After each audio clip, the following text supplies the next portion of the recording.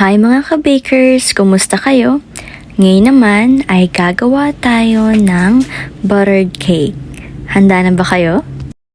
Ang mga sangkap ay butter 200 grams, salt 1/2 teaspoon, egg yolk 5 peraso, evap milk 1 cup, cake flour 300 grams, baking powder 1 tablespoon, asukal 200 grams, vanilla flavor 2 teaspoon, egg white 5 piraso, cream of tartar 1/2 teaspoon, at asukal na 100 grams.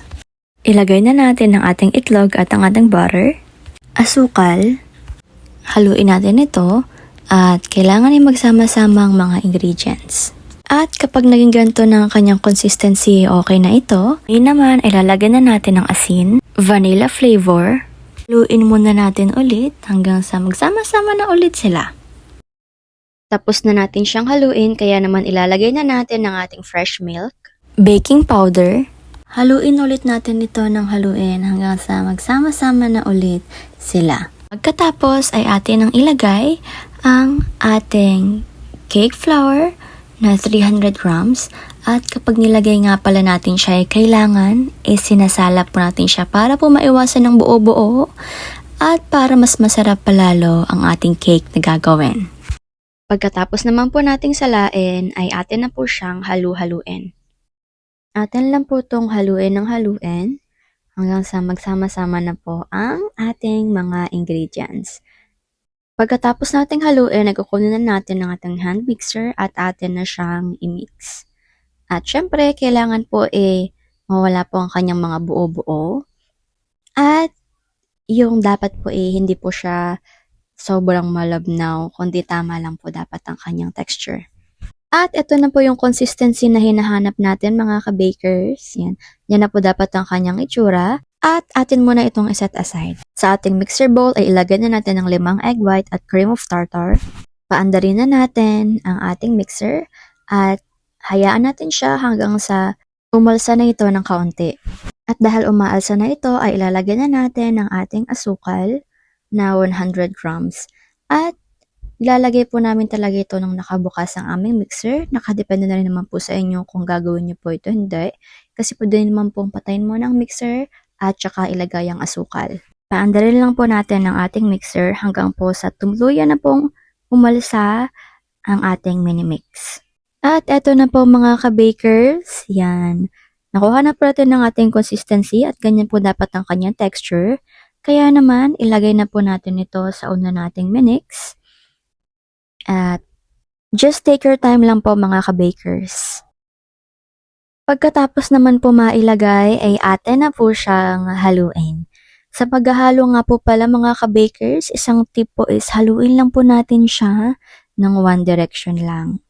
Yan. At dahan-dahan lang po para po mas sure at saka mas maayos ang ating paghahalo. Dahil okay na po ang ating paghahalo dito at nakuha na po natin ng texture o consistency, ay kukuha na po tayo ng ating molde. Ayan. Ito na po ang ating molde at atin na po siyang ililipat. 5 piraso nga po pala yung nagawa nito mga ka-bakers. Yung dami naman po is nakadepende po yan sa inyo kung gaano po kadami yung gagawin nyo or ilalagay nyo.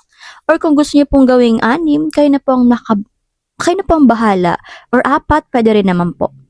Isa pa pong tip mga ka-bakers, kailangan po natin siyang itaktak ng konti para po mawala ang bubbles.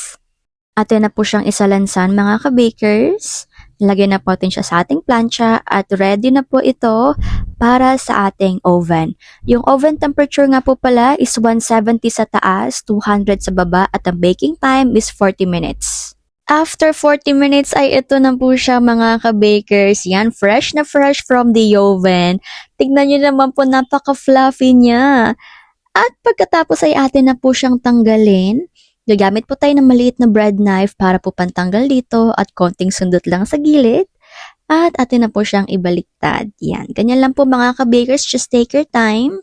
Slowly but surely, parang life, hindi tayo nakikipaghabulan.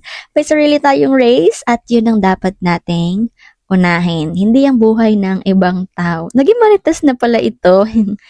So yun na nga mga ka-bakers, ganito lang po dapat, no?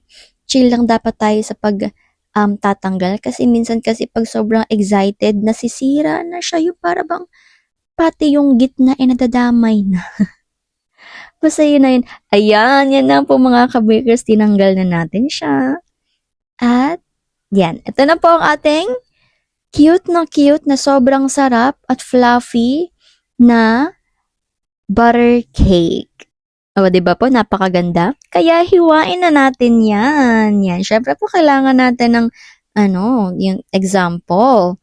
Di ba, nagwi-wiggle siya, napaka-jiggly, napakasarap. At higit po sa lahat, sobrang worth it po to ibenta at lalo na po ipang regalo. Diba parang, uy, nag-bake ako sa'yo kasi mahal kita. Sana ako inspired. Hindi naman mga ka-bakers, totoo talaga yun. Hindi po ako inspired. Kundi totoo po talaga na masarap po talaga tong ipang regalo. Tignan nyo naman po kung gaano po siya ka-fluffy.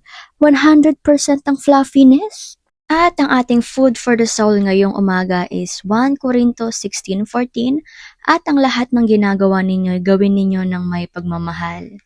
Maraming salamat po sa inyong lahat mga ka-bakers. Hanggang dito na lang po muna ako. Bye muna, paalam at God bless.